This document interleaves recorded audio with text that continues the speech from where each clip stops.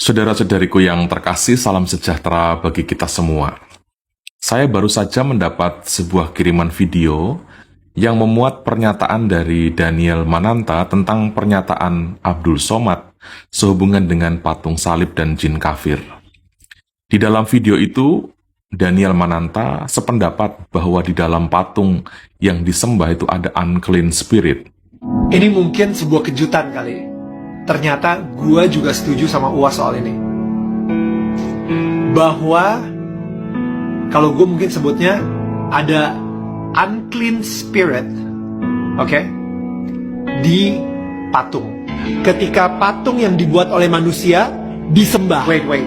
Sebelum lo mau komentar, lo harus baca dulu. Ini again buat orang-orang yang mengakui sebagai pengikut Yesus. Oke? Gue pengen kalian baca dulu Yesaya 44 ayat 13-20. Baru lu bisa komentar di bawah. Oke? Lu harus baca itu dulu, baru lu bisa komentar. Sebelum lu baca itu, jangan komentar dulu. Oke, ini gue pengen ngomong kepada umat Nasrani ya. Ini tercatat di buku sejarah.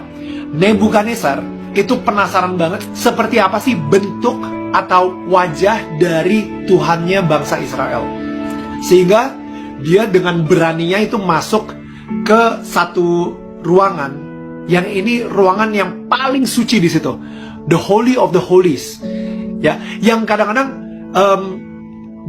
kalau misalnya di perjanjian lama itu sering banget orang gak sengaja masuk meninggal langsung. Kalau misalnya dia tidak menyucikan diri dia sendiri atau menyembelih kurban gitu. Raja Nebukadnezar saat itu dengan sangat kurang ajar dia masuk ke dalam ruangan tersebut, Holy of Holies. Apa yang dia lihat? Apa yang dia temukan? Tabernakel, di atasnya ada kayak malaikat cherubim, dan habis itu malaikat cherubim itu ada dua, ngejagain apa? Ngejagain siapa?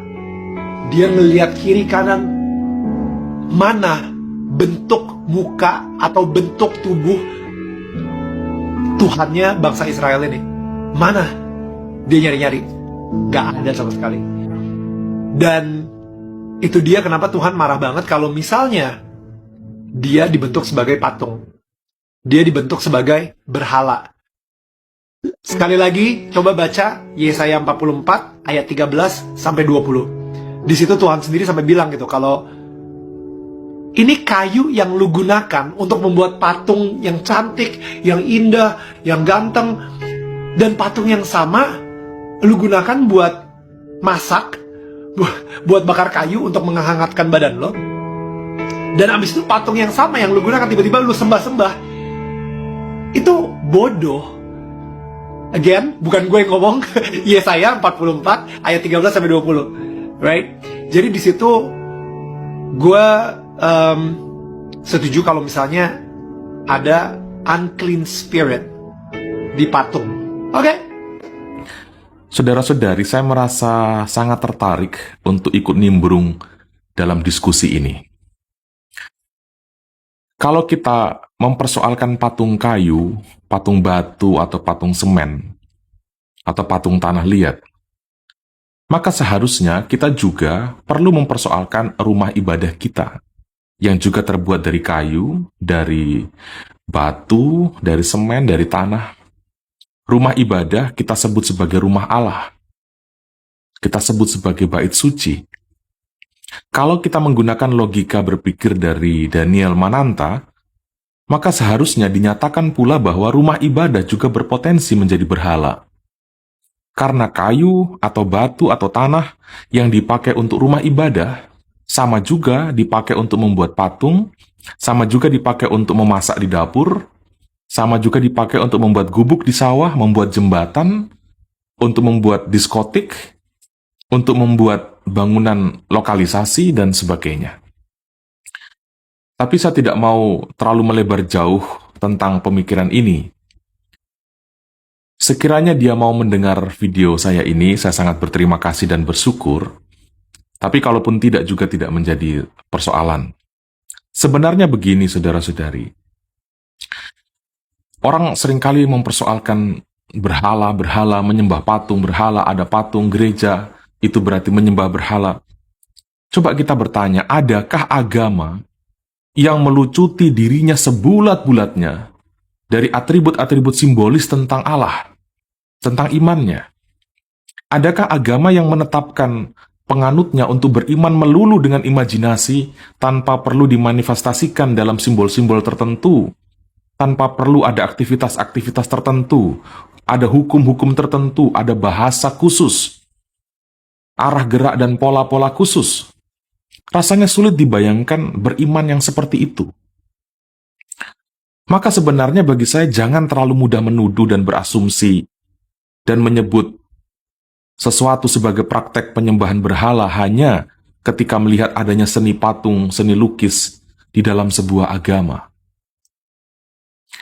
Di dalam gereja Katolik, itu ada banyak patung, ada banyak lukisan, ada banyak syair, banyak himne.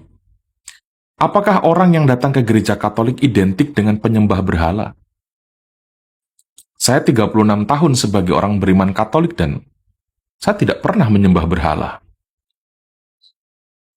Sekarang mari kita definisikan apa sebenarnya berhala itu. Jika didefinisikan, kita akan berkata berhala itu berarti mentuhankan yang bukan Tuhan. Menyebutnya seolah-olah Tuhan padahal bukan. Menciptakan Tuhan dari benda-benda ciptaan Tuhan. Silahkan Anda mendefinisikan lebih panjang. Mari kita berhenti pada definisi tadi. Dan mari kita uji bagaimana dengan gereja Katolik. Sejauh saya mencermati, tidak pernah ada pernyataan dari gereja Katolik yang berkaitan dengan perusakan patung, pembakaran gereja, sebagai penghinaan dan perusakan terhadap Allahnya orang Katolik. Berhadapan dengan kasus perusakan patung atau pembakaran gereja yang sering sekali terjadi pada gereja Katolik, tidak pernah muncul pernyataan dari otoritas gereja Katolik yang menyatakan bahwa Allah kami dirusak, Allah kami dihancurkan, Tuhan kami dilempar, Tuhan kami diinjak. Tidak pernah. Karena apa? Merusak patung Yesus tidak sama dengan merusak Yesus. Merusak gedung gereja tidak sama dengan merusak Allah. Gereja memang mempersoalkan tindakan perusakan patung karena berhubungan dengan sikap tidak etis, sikap tidak menghargai sesama manusia, tetapi tidak pernah mempersoalkan itu sebagai tindakan tidak menghargai Tuhan, tidak menghargai Allah. Apalagi kemudian sampai mengutuknya karena dianggap menghancurkan Allah. Nah, saudara-saudari, dari sini saja kita bisa lihat bagaimana disposisi batin gereja Katolik sehubungan dengan adanya patung-patung, sehubungan dengan bangunan gereja. Selanjutnya, kalau saudara Daniel Mananta menyuruh kita membaca kitab Yesaya, pasal 44 ayat 13-20, untuk dijadikan rujukan dalam mengomentari adanya patung-patung, dalam gereja tentu, perlu diketahui, saudara-saudariku, bahwa Alkitab yang sekarang dipakai oleh kekristenan adalah produk gereja Katolik. Artinya, Alkitab itu diredaksi dalam komunitas gereja Katolik.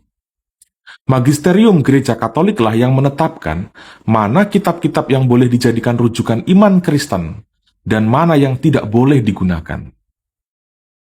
Dan kitab Nabi Yesaya dimasukkan sebagai bagian kanon atau kumpulan kitab-kitab suci yang menjadi pegangan dan sumber iman gereja atas otoritas magisterium gereja Katolik. Dengan begitu, agak aneh rasanya kalau gereja menghidupi sesuatu yang pada dirinya sendiri dilarang oleh kitab yang dijadikannya sebagai sumber iman. Saya harap Anda memahami apa yang saya sampaikan ini. Maksudnya, aneh rasanya kalau gereja Katolik melawan kitabnya sendiri. Apa yang dikatakan di dalam kitab Nabi Yesaya sebenarnya adalah kecaman terhadap para penyembah patung. Terhadap orang-orang yang mentuhankan patung, orang-orang yang menjadikan kayu, besi, batu yang diukirnya sebagai objek sesembahan. Yesaya hendak menyatakan bahwa umat Israel sudah memiliki Yahweh, sudah dimiliki oleh Yahweh, oleh Allah yang Esa. Jangan menciptakan lagi Tuhan sendiri-sendiri.